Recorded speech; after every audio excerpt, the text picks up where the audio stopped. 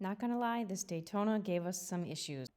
When we got it home, we turned the fuel line on and it leaked out of the carb. And then on the first start, we had a real mess. Jen, tell everybody what we're going to be working on today. It's a very special bike, very rare. One of 5,000 built in 1979. So it's a Yamaha RD400, but it's a Daytona Special. And look at how clean this is. This is all unrestored. So totally stock, except for the grips. Yeah, somebody put some goofy... Yeah, those are ugly. Yeah, they had this bike this nice, and they put these grips on. But take a look at this tank. There's one little flaw in the seat there. It is seriously like beautiful. It has 15,000 original miles on it. And again, this is unrestored. This has been untouched. Look at the exhaust pipes. Like, just awesome. The previous owner had to have it dollied because the tires were so dry rotted. So he replaced the tires, and then what else was wrong with it? It showed up on a pallet. It really didn't roll. The calipers were seized onto the rotors, and he had some experience working on motorcycles, but not a ton. He pulled the calipers off. We received those in a box. We're actually soaking those right now in some penetrating oil, trying to get the pistons free. They're pretty much frozen inside there. And he took the carbs off and he cleaned them out to find out after he reinstalled them that either the floats are stuck or the seats are bad, because he added fuel to the tank and it ended up flowing right through the carbs into the cylinder and out the exhaust. So it has not run in about 7 or 8 years or so? He estimated 7 to 8 years. Okay. So today's the day. Today's the day. Hopefully we get those brakes freed up and we get those back installed. We got good tires on it. We're gonna pull the carbs, go through the carbs, check compression, all the fluids. But Jen, you gotta get a flashlight and show everybody the inside of this gas tank.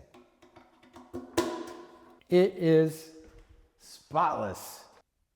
Yeah, nothing, not a spot of rust anywhere. Well, let's get going. Is it weird that I want to hug this bike? You wanna what? I want to give it a hug. It's so pretty. What's your new tool, Greg? A little Boroscope. Oh my, that's fancy. Where did you get this? Amazon, where you get everything. Well, you just only had one of these the other day. What's that? You only had one of these the other day. That was a piece of junk. Look at this one. Shut up. So it can go in places like spark plug holes. You'll see the top of the piston, and you can see That's cool. the cylinder wall, and then you can see the top. That's valves, the head. That's pretty cool. Enough chitter chatter. Let's get back to the Daytona. We were warned by the previous owner, the guy that we bought it from, that he threw it back together pretty haphazardly. Okay. He didn't expect somebody to come and buy it as quick as we did. When I saw it, I wanted it, and it was still in pieces, and he said he'll do his best to assemble it, but by no means was it going to be ready to ride down the road. So It's a little stuck on that corner. yeah, and what I mentioned to Jen before, this is all 1979 plastics, and we want to be really careful with it. Stuff gets fragile, and all these the two side panels are pressed into a couple of grommets and a little silicone spray prior to yanking on the stuff. So Typically spray makes it right in there? Yeah, you're gonna have 2 on top and then just a push tab on the bottom. So we don't want to break these tabs. These here, this little push tab. Do you have a parts table you want this on? All right. Behind us? Here's the seat pan. The seat's missing the pins that hold it onto the bike, but it's pretty cool. It's a one-piece seat and this little cowl on the back. But look at the condition of that seat pan. Just fantastic. Have you seen the little tool caddy underneath the seat? Open it up. What's in there? What's that? It's kind of hard working the camera and doing this at the same time. Oh, you got all kinds of stuff in here. Properly sized wrenches, some pliers, socket. That's pretty cool. Allen It's got the original toolkit in there. They really came with all that? Yeah. That's pretty sweet. I'll let you And put that typically back these together. are always missing because this stuff is just going to be rattling around in here when you're driving down the road. So it's impressive that it's, Too vintage, we'd love that. yeah, Joe gets excited about that stuff. I'm going to go at the tank here and, of course, the crossover tube. But this guy is pretty empty, so I think we're going to be in good shape there. So our plan is, Jen, Ooh, that came out like butter, Greg. Except to for get that one. the brakes operational on this. They're completely disassembled now. One, we still have to get a stuck piston out of the caliper. Jen's going to do the first ride on this Daytona. Only if these brakes are working, Greg. This is what I did today while you're at work. So this is what we're dealing with. We pulled the seals off, and these pistons are stuck into the caliper. So What did you do? what I end up doing is getting the front brake to work, and just by pressure of the brake fluid, it pretty much pushed the piston out of the caliper. Got it all cleaned up. This whole inner bore was full of rust. The seal was just full of... What did you do to clean it? I actually ran it through the ultrasonic cleaner. Okay. And we'll show you guys on this one how I got it to this point. And everything actually looks in good shape yet. This is the main seal, and it's still pliable. Trying to find parts for these calipers are next to impossible. Right, it's such And- a rare bike. We have some brand new EBC brake pads. Did I come with it? Yep, the guy included those. So we should be stopping today, but first off, we got to get this engine running. What do you want to do first?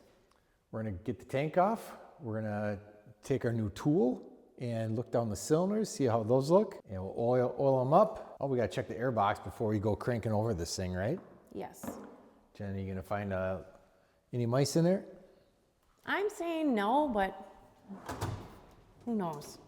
I'm sure the guy that we got it from probably went through that already. Hey, Jen, well, I'm going after the tank. Why don't you see if we got transmission fluid? So here's your makeshift dipstick. You can do that. So there's no dipstick in this thing. Probably not. And what am I looking for with this exactly? I guess if See it's... if there is any? Yeah. Oh, there is a dipstick. Oh, look at that. Kind of seems, yellowish. That's normal, right? Yeah, it looks clear. I like that. And it's registering on the dipstick. Yeah. What you doing there? Getting those? That Fuel line off? silly. Oh, another Crossover one of tube. these? Another one of these? We had a really good tip in the comments. There's a website he suggested. Yeah, for... Buy one of those little stoppers. Okay. We should have listened before we did this. We were talking about the originality of this bike. Even goes right down to the fuel lines. Almost positive that these are the original fuel lines that came on this bike in 1979. And they're still pliable. That's pretty amazing. It is. Oh, popped right off. So you didn't try starting this. No, I don't want to do anything until we check the airbox, check the cylinders, check for spark. Oh, and plus he said the carbs leak terribly.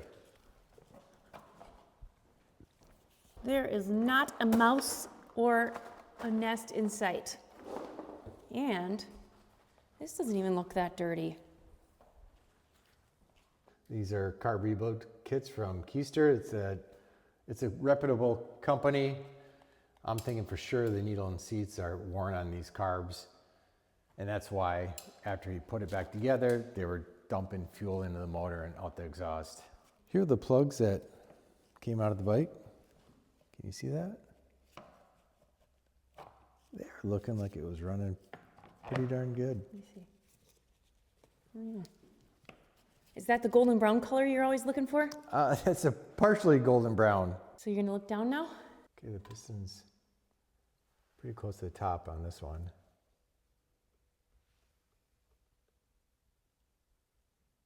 There it is. Edges look nice. Can't tell if those are some scratches in there, or I would say some light scratches there. Okay, now we're in cylinder number 2. We're looking, top of the piston looks great. Kind of normal carbon on there from 45 years of running. And the sidewalls, I mean, this camera's new to us. There's no huge destruction. I'm just seeing these lines and I'm not sure if that's just light refraction. But yeah, overall, I'm gonna say that's a win. What are you doing there, Jen? Putting your little mystery oil. How many squirts? Give her 3 squirts. What would the Tin Man say? I don't even know. I don't remember much about the Tin Man. Wasn't he all stiff and he couldn't move until he got oiled? Yeah, I think so. Go ahead, give her a few rotations.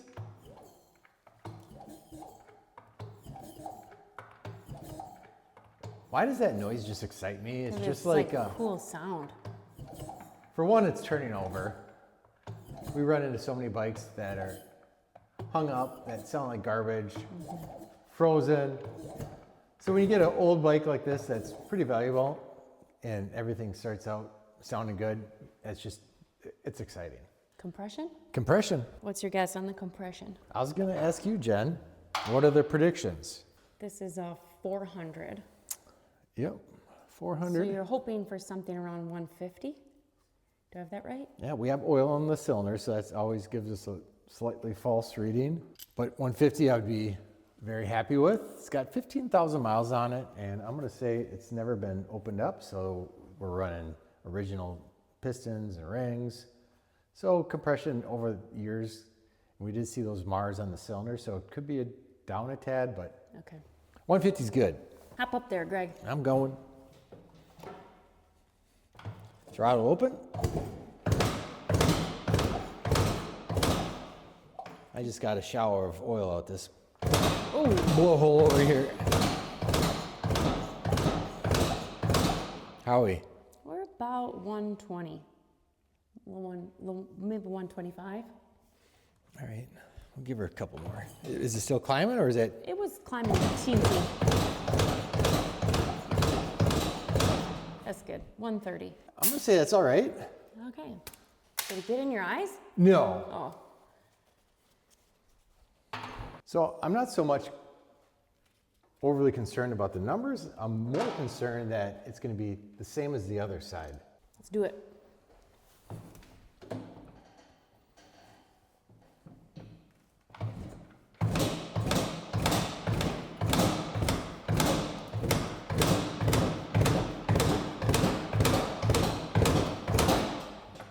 $130. Spot on as the other side?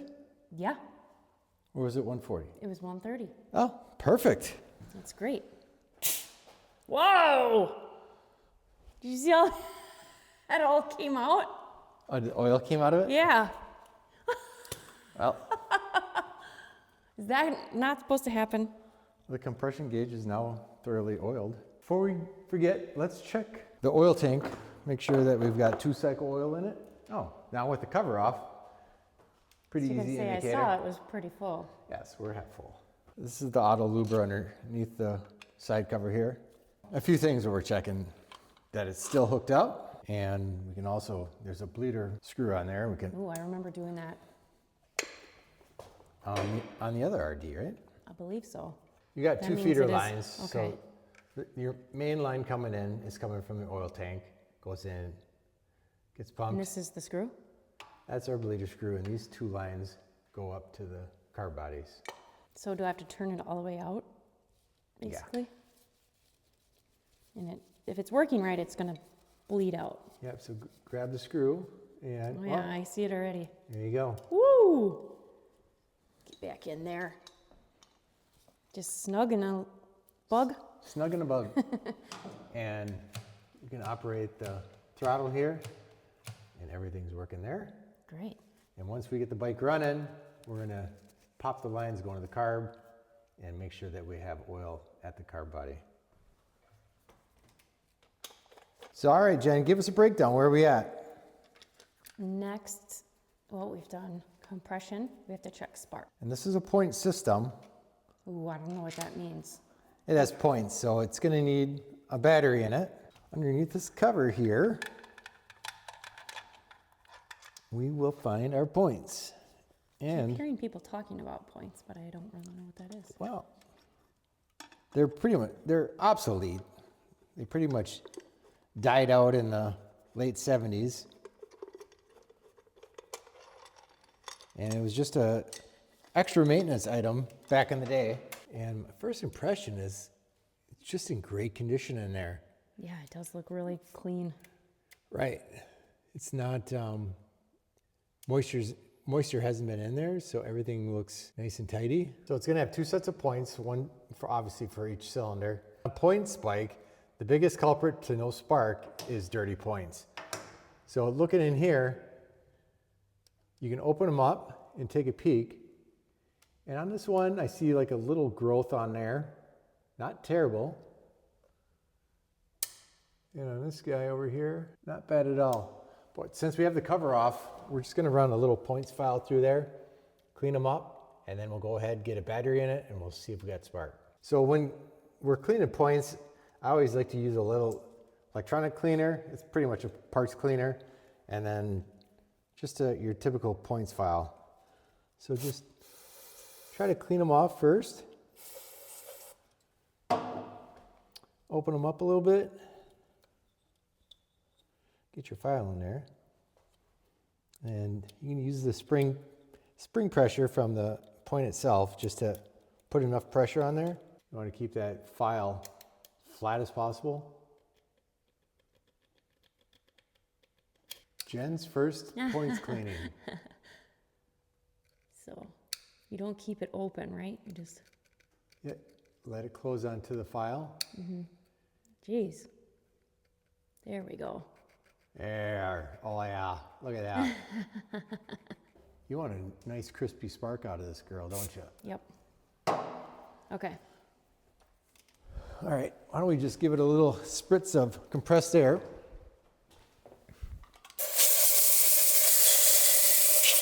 What you got charging over there? The Well, original battery?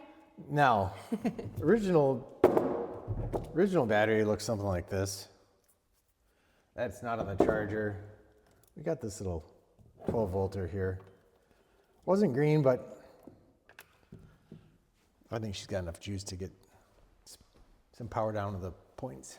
Okay, so we're getting a battery in, and I don't know if you remember, but we purchased this bike from a guy named Jim, and he gave us the laundry list of things that he did and things that he found and the stuff that he felt still needed attention. And I cannot recall him saying anything about if he ever had a battery in it or if it had spark. So we're on brand new territory right now. Look at that. We got light. Got light. Even a horn's working. Fabulous. The way that these points operate is, this is actually almost like a little cam, and as it comes around, it'll open up each point at separate times. So if I go over on the other side, you should watch these points, and they should go back and forth opening. Look for any sparks that are coming off it. That can be sometimes an indication of a bad condenser. Are they opening and closing? Yes. Very slightly. Yep. I don't see any sparks. Well, that's good. Why do you keep coming up with more voodoo? Whoa!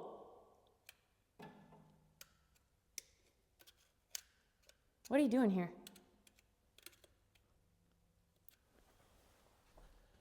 Greg. What are you doing? What is this? All right, this is just your basic test light. This looks like just like a kid's toy, like fake. It is pretty much kind of like that game. Operation. Operation, right? Beep. We're just checking to see if we have power at the points, and this point's open right now, and You've got power. power. This guy's closed. So if we rotate that, you want to hold that on there? Touch Oh, it. it's on. All right. So we have power to both points. Another good sign. That's so cool. Where did you have everything, every tool?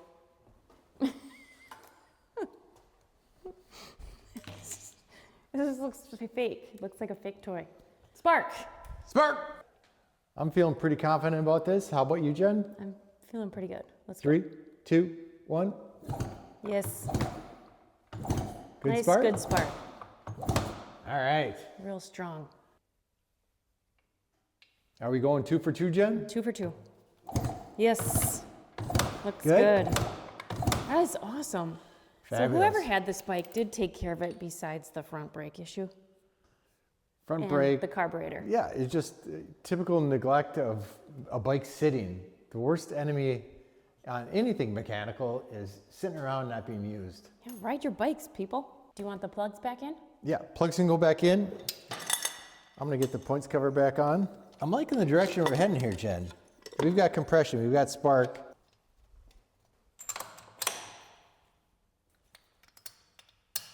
Just another reminder for me, Jen. Don't let me get too excited and forget that he did have the pipes off, and he said he just Yeah. has them hanging on there right now. That would not be a good situation. I think he took the pipes off. One, when the bike flooded, gas was coming out, he wanted to drain them. And when the new wheels are on there, I don't even think he tightened up this. Yeah. So we're still loose there. Pipes will come off. We'll get that wheel all tightened down and adjusted. Is this one loose too? Yep. It's just an old bag of bones. So first step on getting these carbs out is removing the rear air boots. Greg gave me the job of getting the boots on and off. Anybody want to guess why? Because it sucks. It's not the most desirable job in the world. But everybody knows starting out wrenching on stuff. This is like your rookie thing you gotta be doing. This is kind of initiation.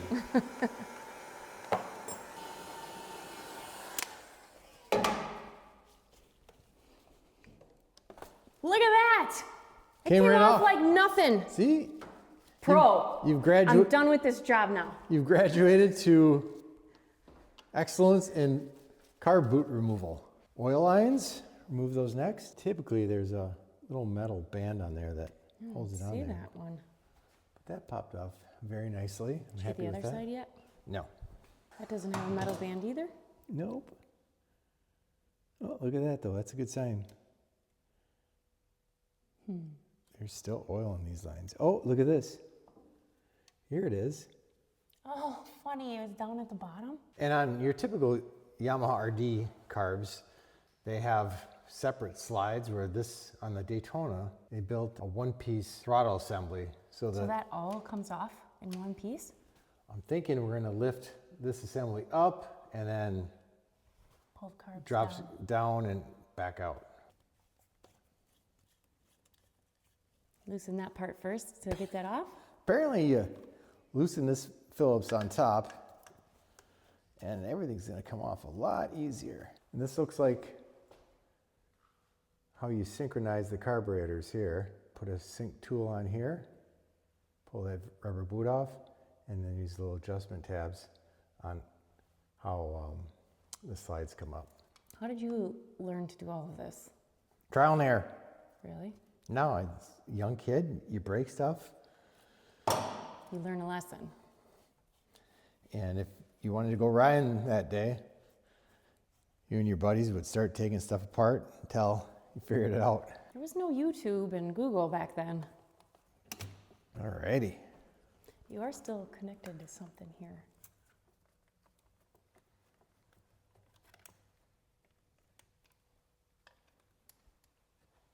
Little 10 millimeter, we'll take that center throttle cable out of there. Just releasing the throttle cables, and we should be able to slide the carbs out much easier. Not super easier, just slightly. Okay. Jen, why don't you tell me that we're hanging up on this cable here? There we go.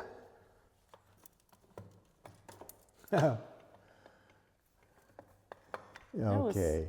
Okay. Serious work there. Here they are. Daytona RD400 carbs. Carbs themselves look very similar to RDs, but just this top mechanism throws us off a little bit. And here are our slides. Not a lot of wear on them, on the slide body. Needles are fairly clean. Let's get a nice little bath in ultrasonic along with the carbs. And then once they come out, we're going to go ahead, install these new gaskets, needle and seats. We'll keep the original jets from Makuni in there and reinstall. And hopefully it holds gas. Jen and I are going to have a carb off today. You feeling pretty good? Feeling crafty, Jen? Carb off, explain. You know, like a duel. Like I have to get mine apart faster than you? Yeah. You're taking the left carb, I'm taking the right? I don't think that's a good challenge for me. I think you're ready. Want a little hand here? I'm going to start crack-lacking. What's the problem? You're taking so long. Get your big old paw off my side. That's not fair. That's not fair. That's cheating. Well, you didn't say we had to use, Well, we got to use things that are electronic. with ownership comes priority. No cheating. That's what we do at restaurants when it's time to pay. We try to fight each other for the bill. For the bill, not who shouldn't pay. It's kind of silly. If you guys watched the RD400 video, these carbs are going to be pretty much the same thing. On the Daytonas, they did put a bridge plate between the two. Greg's already taken over. Oh, what am I doing? Oh, there you go. I guess it You can can come actually- off. Do I have to take No, it off or you not? can actually leave it on. Okay. Looks like it just stays attached.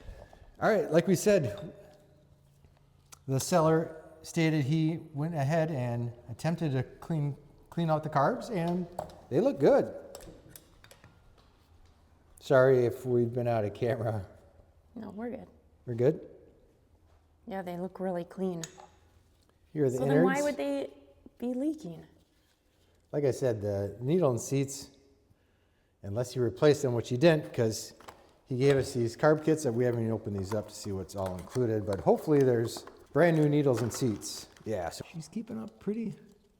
You keep taking all my stuff. Well, Jen, what is going on here? Do you see that? We just pulled the float out, and there is no needle in the seat. There's one in here. Well, that would explain why it's leaking, Well, right? yeah, Do you think they just forgot to put it in or what? I have no idea. That's But bizarre. obviously, if there's no needle in there, gas is going to just continually dump Well, through that's a good sign then for the bike, right? Because we were thinking Yeah, there's a I bigger guess that's problem. going to eliminate. We are still going to go ahead, but that is crazy. So yeah, here's the seat. That was needleless. That's crazy. Again, people, I guess always fall back on the fundamentals in the most simple thing. That That's was our always what it is. culprit. Jenny, yours had the seat in it? mine did have the needle in it Or the and needle? the seat. So are you going to replace that stuff now, or are we cleaning these again with a little carb clean? What are Yeah, you thinking? I'm just taking a look at the, What comes with? yeah. Keeping my stuff over here. Well, nice quality looking stuff. It's got the washer on there. Do you keep my needle, or are you going to do a new needle? No, we're doing all new innards. Okay. I'm going to stick with OEM jets and OEM needle. Even comes with an air screw in there. Well, yeah, I guess I'm kind of excited that, Hopefully it's a simple fix. yeah, these gaskets can come out of there. That kind of makes sense too, because this thing is in such good shape. Like, why wouldn't it run Well, yeah, if you if just, there's a fuel problem like that? Ooh, this one's, yeah, that's fine. we're getting all new gaskets. You So- put your stuff on my side. You keep it over there. Yeah, this is still a little dirty. Get that pilot out of there. That is a teeny Pilot deep down. Give me that. There's our little pilot. Can you see light? I can see a little bit of light. I would say it's maybe possibly partially clogged, but my eyes suck. I see light in mine. Woohoo! We're on a roll. We all know how much Jen loves pop quizzes. Oh, where's the front of it? Where's the front of it? This is obviously the bigger end is always going to be coming off of the airbox. So that's a fuel screw. Yeah, Finally, what's mine then? fuel screw. They both are. Check their turnage, half, 1, 1 1/4. We have a little O-ring on the end of the, and typically the difference on the air screws and the fuel screws, the air screws are Half, 1, kind of, 1.5. or the fuel screws are always come to a pretty sharp point where the air screws are not so much. This was 1 3/4. Really? Yeah. Why would that be? Yours was 1.5? No, 1 1/8. 1 1/8 to 1 1/4. Yeah. Well, things I guess are starting to add up, Jen, correct? Yeah, that's true. That's very true. Could be user error. And it's funny because this kit came with an air screw and we have a fuel screw. Yeah, okay, this is a little bizarre. And the only thing that I can think of, it was on the other RD. Typically, the RD carbs have air screws. And on this Daytona, we're dealing with a fuel screw. So our kit came with an air screw, not a fuel screw. So So we're obviously- leaving the fuel screw. Yeah. in. So I guess this kit was RD400. It says contents. Gasket chamber, needle valve. We need that. Yeah, Jet needle, E-clip, air screw it says. yeah. Air spring, main jet and pilot jet, washer, gasket, top cover. So yeah, I guess I'm a little surprised too. I've always worked on, typically, this is the first Daytona, and these guys have always had air screws. You can even see it in the carb body here. The casting, this is where the air screw would go. But That has a fuel Daytona's screw. was upgraded to a fuel screw. Do you want us to do an ultrasonic cleaner or a low carb clean? Let's give these a good flushing in the ultrasonic. That way the upper cable assembly can get in there. That was kind of grimy. That'll probably operate a little nicer. And we're just gonna make sure that this goes together once and for all correctly. And with 2 needles. 2 needles. As we were putting the carb back together, we noticed one of the fuel screws did not have a spring. So Greg went in his kit and found a bunch of springs, but nothing was working. So we ended up taking a spring out of a pen, and believe it or not, it worked. It was the perfect fit. It just needed a slight little stretch.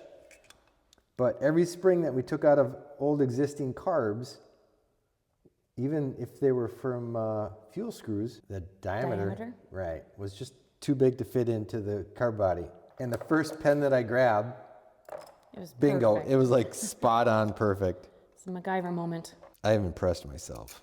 This kind of looks like it's going to be another MacGyver moment. Look at this setup here. A little bungee cord. Kind of excited to see what you're going to do here, Greg. It's mad science. There's something about this white color scheme. I just love it. Carbs are back on. Let's give it a start, Greg. Are you gonna do a countdown? Sure, 3 kicks, 4 kicks, or 5? 5 kicks. It's been going well. 4, 5. Kick harder. The heck? 18, 19. Okay, 20 kicks.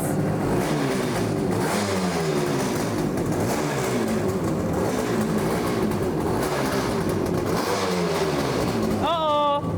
Uh-oh.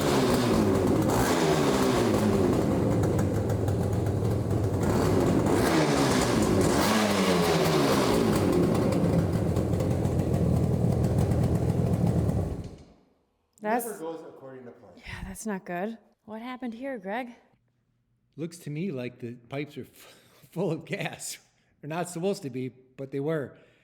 Typically what happens is the crankcase will fill up with oil and gas, and when you fire it up, all that gets ejected out the exhaust pipe. Next up on the RD, we need to get it to stop. So when we first pulled the calipers off, they were pretty much stuck on the rotors. The pistons were pretty much seized up in the bodies. So in order to get this out, we have to pressurize the system. Sometimes you can get away by pulling them off and hitting them with compressed air where the brake line attaches, having a bleeder in there, and that pressurized air will push out the pistons, but these were stuck in there so bad, we had to pressurize it with brake fluid. So what we have going on over here is the other caliper that we haven't done yet. And we've let this soak with some PB Blaster just to try to break that up. We've gone over with some Scotch-Brite, cleaned up. This was all full of dried up brake fluid. There's obviously a dust cover that fits over this with a snap ring. We've removed that. And now we're using gravity because the last caliper blew out all the fluid. So we've been gravity bleeding them for about 30 minutes. And now we're ready to get this piston to shoot itself out. So Jen, I'm gonna have you pump up the brakes while we hit the bleeder a couple more times. So just give it a few pumps, a few squeezes, and then hold.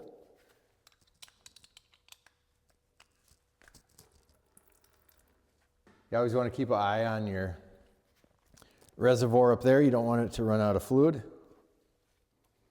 One more time.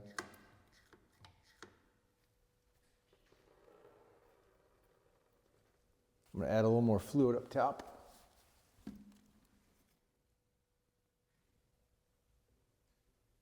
It's starting to come out. It's being shy. Come on out of your little hole. So this one's really taking its time coming out of its bore.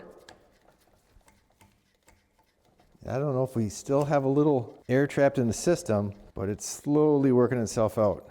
A little more fluid up top. Don't let that get dry, No. right? Last thing you want to do is get this far and then take a big gulp of air. All right, so if you want to hold it right over that piston is just about ready to come out. Oh, There she goes. We got a That baby. was- Alrighty. This is what we were trying to get out. And the other one was much worse when that, yeah, that doesn't actually look too bad. but this is supposed to be no foreign materials at all. So yeah, again, sometimes you'll pull them out and they're just all full of corrosion and you'll have to replace this piston, but you can see just rubbing around this brake fluid. We're gonna get all this grime out of the dust groove there. There goes all our fluid, so we're gonna have to repeat this once again. And again, this inner bore is gonna be all cleaned out. We'll pull out that seal, get all the old dried up fluid off of that. A little brake fluid on your piston before you slide that back in there. You just want to apply even pressure on both sides. And then in she goes. This is going to be our dust shield.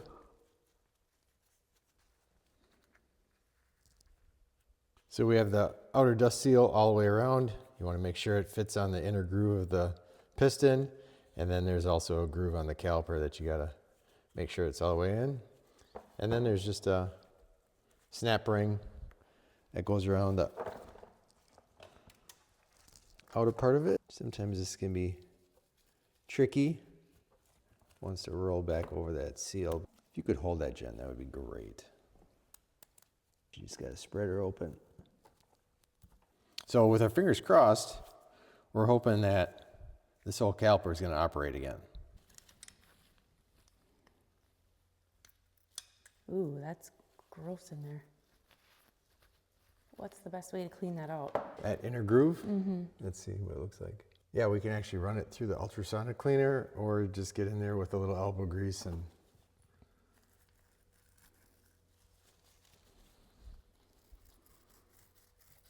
okay, now we're onto the master cylinder. Whenever you have a brake system that's been sitting around this long and you're finding the crystallized brake fluid, you have to go through every component. And this is gonna be the cylinder for the back brakes that's pumping the fluid. So this is our rear reservoir. So fluid starts up here, gravity comes down, feeds it in the master cylinder. And taking it apart, this is the stuff that you're finding in here. Gross. Ew, what? Yeah. The heck? So So is that just because it was sitting, you're saying? yeah, this is old brake fluid that's pretty much dried up. So this is gonna go right in the ultrasonic cleaner, clean that all out. Get that junk out. And yeah, just nasty in there. Get her cleaned out, guys. We got the caliper put back together. Jen did a fantastic job cleaning it up with a little assistance of the ultrasonic cleaner. We got the brand new EBC brake pads in there installed and ready to install it onto the front fork here.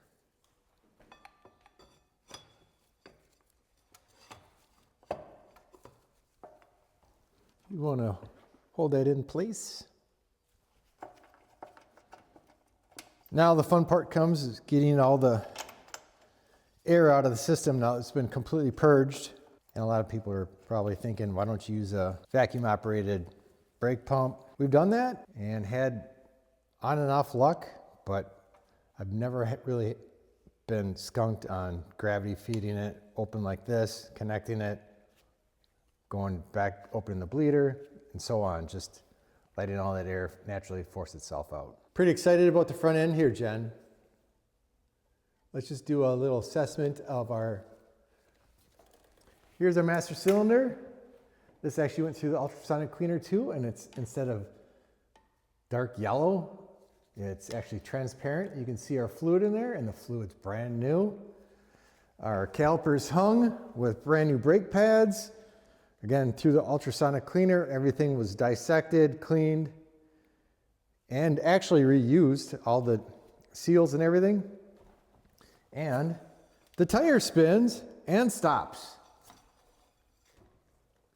And the brake feel, look at this, Jen, here, just a touch, and then you're talking rock solid. That is a beautiful thing. Again, this is all, what, 47-year-old stuff. Working like new. Working like new again. I'm loving it. Jen, what are you thinking? Can we go 2 for 2 on this brake system that's been put back together with all existing parts except for the brake pads? Let's say yes. Oh, you're confident. So we're just starting to bleed out the air in the system, and we're getting some fluid back there, so I'm liking that.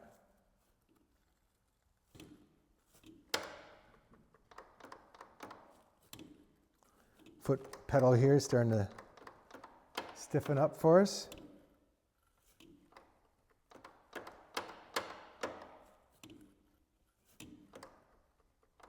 Again, the system was completely empty. So it's going to take some time. All right, here's the test, Jen. Does the tire spin freely, stop, and then spin again? If it does, that's a win for us. Oh, hallelujah.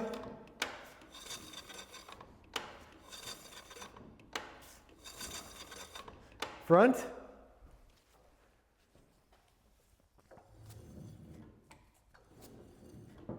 Oh, such a relief. Brakes can be such a pain, especially old brakes like this, but they're so satisfying when they actually work like they're supposed to. Before we hook up every clamp and boot, Greg just turned the fuel on, and it looks like we're not leaking. All right, should I lower it down and give it a test fire? Yeah. All right, we're heading in the right direction. We have operational brakes, front and rear. We have the carbs reinstalled. We don't have any fuel leaking. We'll give it a little test run here. Choke on. Oh, so nice. That's one kicker. Wow, she sounds so much better.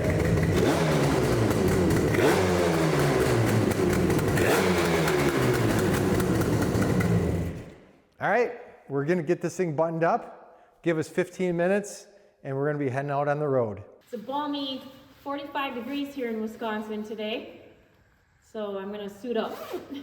Safety first. There you go.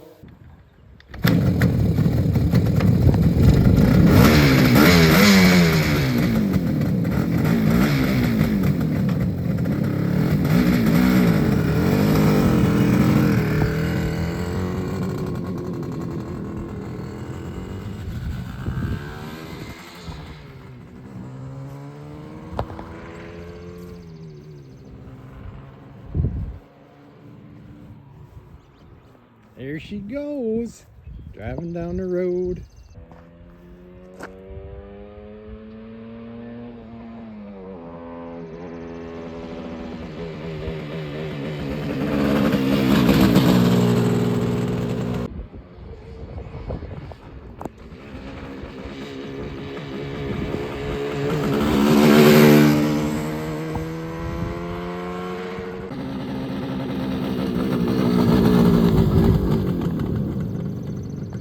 Well, that was fun to ride. One of my all-time favorite bikes since I've been like 20 years old. I see why. All-time classic. Hope you enjoyed it. Thanks for watching. We really do appreciate all the comments, the subscriptions, the likes. You guys are making this a really fun thing to do, and we will see you next time. See you soon.